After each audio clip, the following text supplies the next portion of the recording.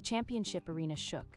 Every hand that reached for Ren Kaito's ball was thrown back by an unseen force. No contact, no foul, only a silent command. They don't understand, it's not luck or skill. My concentration creates a barrier no one can touch. But the anomaly didn't start on the court. 13 years earlier, in a maternity ward beside a classified laboratory, a newborn's hands glowed faint blue. At 12, the anomaly surfaced violently. In his bedroom, metal objects floated, trembling with crackling blue arcs. I thought I was broken, a freak. I learned to hide it, to push the power down when anyone watched. Now 17, Ren walks the halls of Iron High, a ghost of normalcy. No one knows the truth. Stay calm, breathe. If anyone sees the metal tremble, it's over. I'm just a normal student. But in the stands during the next game, one pair of eyes watched too closely. Mika Inao, reporter, noticed the impossible pattern. 10 games, 0 turnovers, and every opponent's hand gets deflected before touching the ball. That's no coincidence. Mika began to dig, unaware that her investigation would tear open a conspiracy spanning years of secret experiments. A week later, the gymnasium echoed with sneaker squeaks. Iron High basketball tryouts had begun, and Ren stepped onto the court. Just enough force to deflect, never enough to expose. I can do this. What's your name, kid? The ball control is unreal. You're on the team.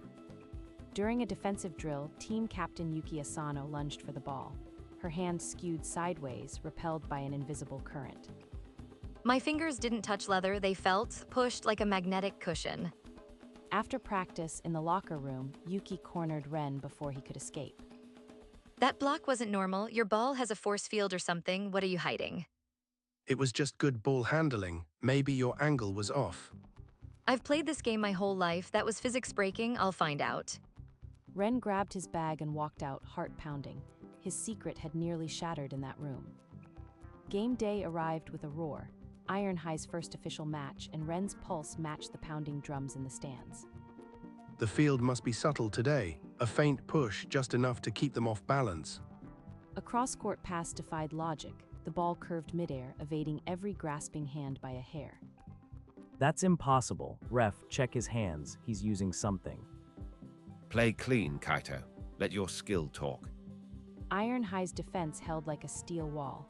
Ren's steals were clean, every deflection looked perfectly natural. The final buzzer screamed victory. Iron High won. Ren was named MVP, but the controversy had ignited.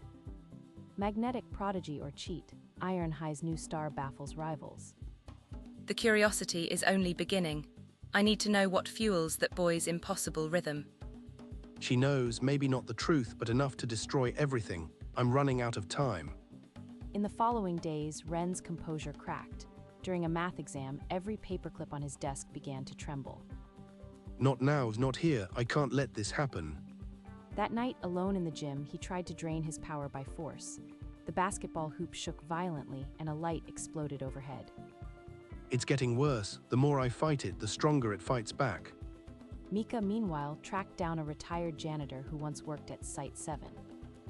Did anything strange happen there? Any accidents involving a pregnant woman? The janitor mentioned a physicist named Sato who ran unsanctioned tests. Mika's blood ran cold. She then found Ren's birth file, place of birth near Site 7. Project Cobalt, the classified military program. He's not a prodigy, he's a product. Something's coming. I can feel it in the metal humming all around me. That night, Ren's sleep was a shattered loop of his father's back, walking into a blue glow. He woke with a start. Mom, I need to know about my father. What did he really work on? He was a physicist. Please, Ren, that's in the past. The place I was born, Site 7. What happened there? What did he do to you? They called it a nutritional study. I was told it was vitamins. After you were born, your father disappeared. Ren's world tilted. He stormed to his father's old study, a room frozen in time. In a drawer, an old photograph, his father in a lab coat, and in the background, a machine glowing with the same blue aura that haunted Ren's every move. That energy, it's the same. He didn't just study it, he harnessed it. He went to the only place that felt safe, but even the gym's metal beams hummed with his father's ghost. The walls are closing in. If she talks to him. Before the next game, Mika Inao's article detonated. a full exposé with photos of Ren, Site 7, and the Sato name screaming the headline. A tall man in a dark coat sat in the third row, his eyes cold as a scalpel. His father. By morning, Iron High was a circus. Reporters swarmed the gates, cameras flashing like gunfire. The ball slipped. A clean interception by the opponent. Tsubasa didn't even react. The crowd murmured. Kaito called a timeout. But Tsubasa's eyes never moved from the stranger after the buzzer. Tsubasa found his father waiting outside the locker room, still as a statue. Yuki, you don't understand what's at stake. If I tell you, you become a target. Calculated. He talks like I am a machine. I should walk away. There are things you need to know. About your birth, about your power. Meet me tomorrow. Yuki pulled back, the pieces falling into place. But trust, once fractured, could not be mended with half-truths. They met in a sterile lab, monitors lining the walls. A faint hum of magnetic coils. I exposed your mother to high-frequency isotopes during her third trimester. A monitor showed archived footage. A pregnant woman, strapped to a bed, blue energy arcing over her belly. He then whispered, "Keep playing and your mother pays the price." That suffering engineered your field. You were never an accident. You were a prototype. A prototype. Not a son. Not a person. Join me. Together, we can weaponize your ability for national defense. You used Mom as a test tube. I'll die before I let you use me. He swept a tray of instruments to the floor, the crash punctuating his refusal. Then he walked out, and for the first time, his magnetic field flickered with grief, not power. In the dark locker room, Tsubasa sat alone, his uniform still on, the hum of his field barely a whisper. The dark lab hummed with residual power. Magnetic coils still glowed, surrounded by dusty beakers and classified folders. Coach said you never left. Talk to me. What's wrong? Nothing you can fix. Just go. Not buying it. I'm not leaving until you tell me why you look like you've lost everything. Prototype success. Barrier integrity 99.8%. You were never just a kid playing basketball. You were a weapon from the start. That doesn't define you. You are our teammate. You are my friend. That's real. Coach Takeda appeared. The team behind him, their faces set not with pity, but with solidarity. I'll keep playing, but I won't be his puppet. I'll find my own reason. In the next game, an opponent jabbed a finger at Tsubasa, screaming that no human could be this untouchable. First, my father, now this. The whole world sees a fraud. I found out why I'm like this, Coach. My father. He made me. I'm not human. I'm an experiment. Listen to me. You are not their product. You are my player, my student, a person. The statement read, if his abilities cannot be explained, he may be barred from competition pending further investigation. I've been digging into his birth records. There's a story here bigger than basketball. Tsubasa tried to focus on the game, but each pass that curved left a bitter taste. If they ban me, what's left? Nothing but a lab rat. The public debate exploded. Headlines asked if he was a prodigy or a project. The card read, Phase 4 begins. Let's see if you're truly ready, Subject 1. The next evening, Ren walked into his home. Dr. Sato sat in the living room, a cup of tea in his hand, as if he owned the place. She found requisition orders, stamped with the seal of a defense contractor, linking Tsubasa's birth directly to a weapons program. Tsubasa, your father didn't just experiment on your mother. He was paid by the military to create a soldier. He sold my mother. He sold me. It wasn't science. It was a transaction. You are Project Cobalt's prototype, a living barrier. The military paid billions for this result. Tsubasa clenched his fist. The metal lining of the hallway creaked, drawn toward him. Set up the press conference.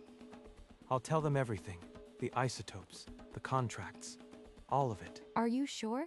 There's no going back after this. I've been living a lie. Maybe if I tell the truth, I can finally be free, even if it costs me everything. The date was set. Tsubasa Sakuragi would step into the glare of cameras, not as a star, but as a truth teller. The cameras flashed like a storm. Tsubasa gripped the podium, his voice steady but quiet. Father, if I'm going to do this, I need to hear the details. What did you do to me? Every pass I made wasn't talent. It was a magnetic field engineered before I was born. The room detonated. Journalists shouted over each other, a cacophony of disbelief and accusation. Behind him, a screen illuminated with classified contracts, and Dr. Sakuragi's cold photograph. Across the city, a family watched the broadcast. Dinner cold, faces pale with shock. I am not a miracle. I am not a weapon. I am just someone who never had a choice. On the kitchen table, a single sheet, win the tournament, fail and she dies. Below it, the cobalt insignia.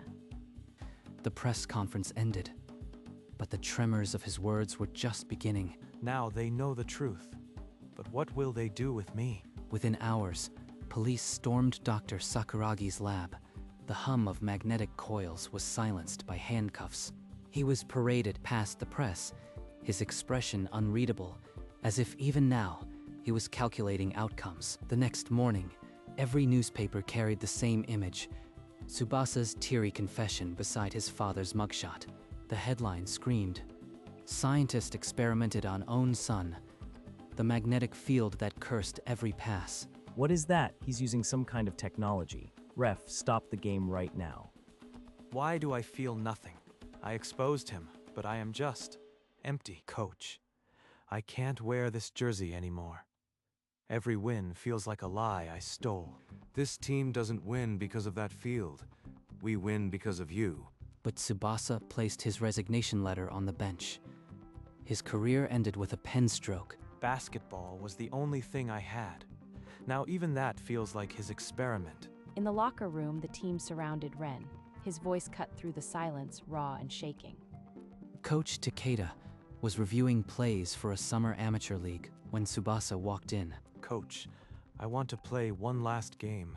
No press, no leagues. And I won't use that thing.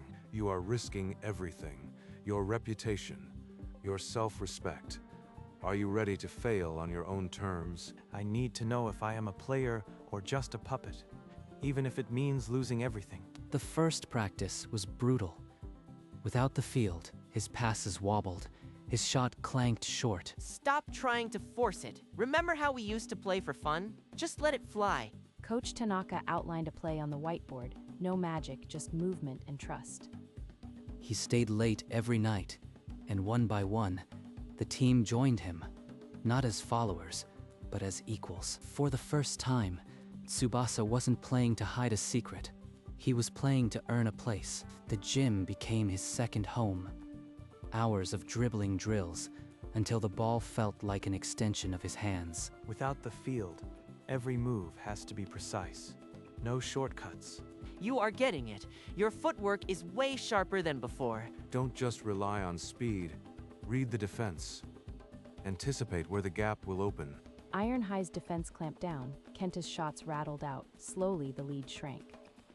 Kaito stayed after every session, rebounding for him, challenging him in one-on-one, never letting him quit. Soon, the scrimmages changed.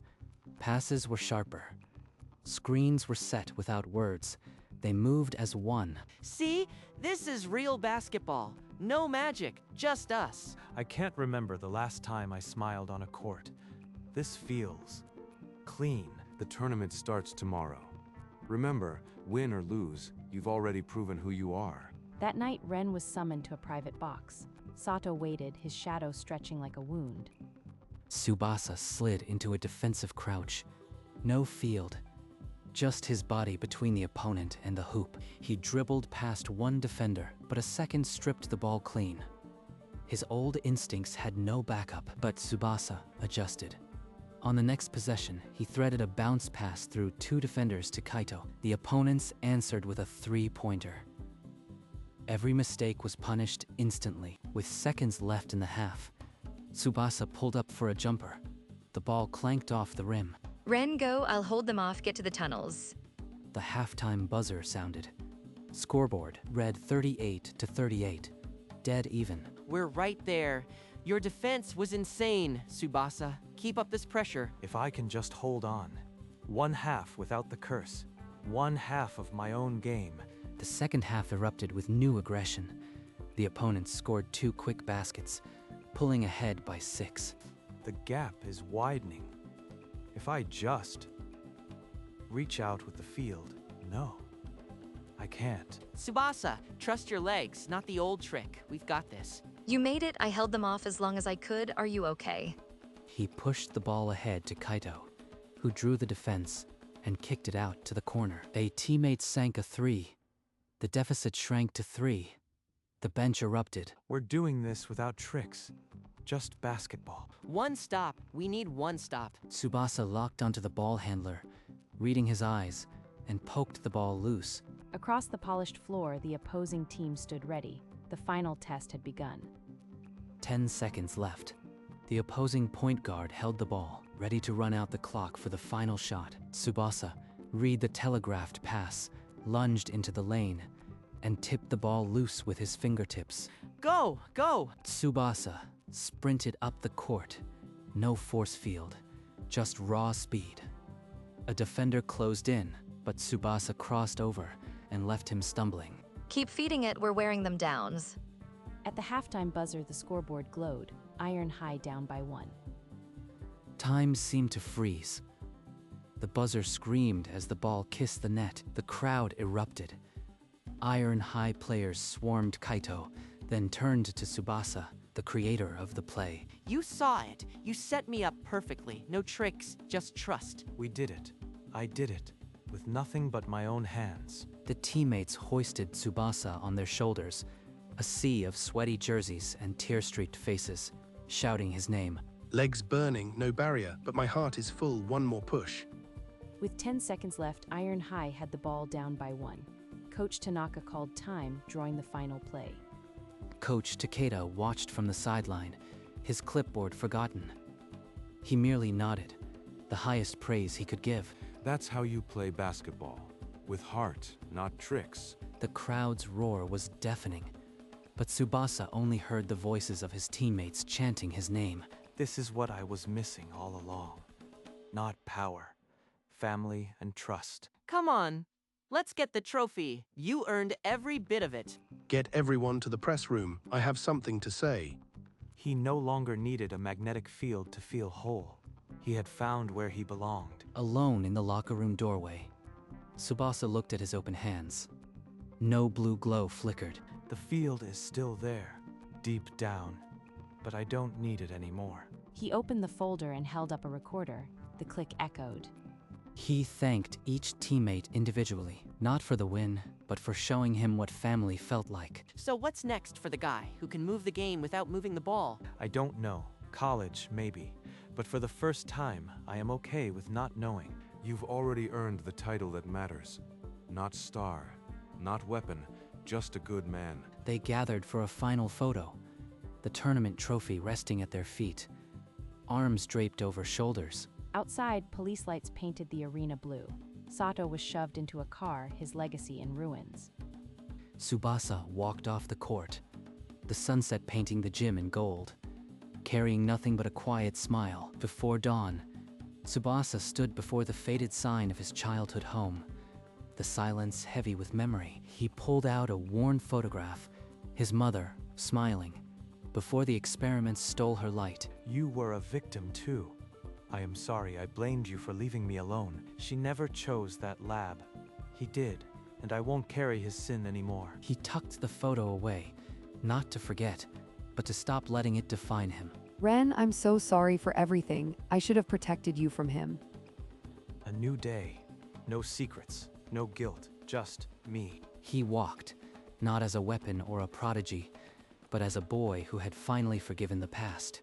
Then, duffel bag over his shoulder, Ren walked out of the stadium alone, the night air cool on his face. From this day forward, I'll write my own story. Months later, Tsubasa's Saturdays belonged to a sun-drenched outdoor court, alive with the sound of bouncing balls and children's laughter. Keep your elbow tucked, just like that. Let the ball roll off your fingers. The girl's shot arced neatly through the hoop. Tsubasa nodded, pride flickering in his calm eyes. Think you can still keep up, Coach? They listen better than you ever did. and no one argues about my secret techniques. They watched the kids scrimmage, a chaotic whirl of enthusiasm unburdened by ego or past. No magnetic field, no reporters, just the game, passed on to kids who don't even know my past. You've never seen you this relaxed. It suits you, Tsubasa. I finally know what it's like to play without fear. No experiments, no secrets, just fun. They gathered the kids for a photo, Tsubasa kneeling in the center, his smile wide and true, finally part of a family he'd chosen himself. Ren picked up the worn basketball. For a moment his palm flickered, a faint blue shimmer, the last ghost of his power. He closed his eyes and the light dissolved like smoke in a breeze. No struggle, just release. Coach Takeda began a story, his gestures growing wilder with each word. I once scored on my own basket. The whole gym went dead silent. Laughter erupted, shaking the table so hard a glass tipped over. He looked around at the flushed, happy faces, his family. Not by blood, but by choice. You taught this old coach something. The strongest players don't need gifts. They just need heart. Thanks to all of you. I finally know who I am, and I like him. And on the center circle the ball rested, a full stop. He no longer needed a magnetic field to feel whole. He had found his true north, in the laughter of teammates, not in a lab,